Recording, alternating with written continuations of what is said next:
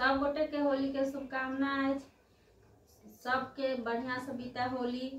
ओहि पर एक हम गीत सुनाबै छी होली के प्रसंग में, तो सुनू। गोरी संग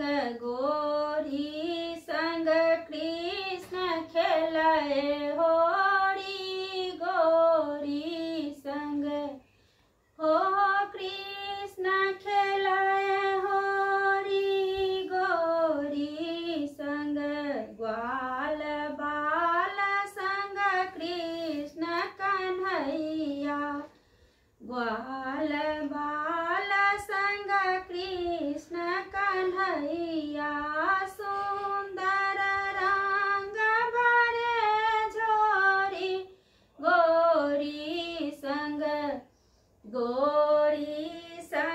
कृष्ण खेलाए होरी, गोरी संग बाजत आवत ताल मृदंग सब, बाजत आवत ताल मृदंग सब, ग्वाल बाल रस भोरी, गोरी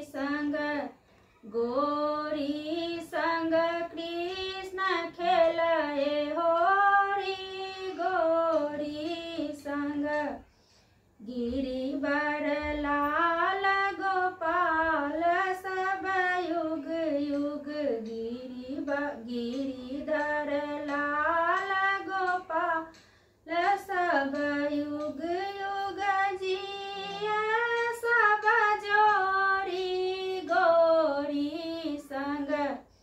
गोरी संग कृष्ण खेला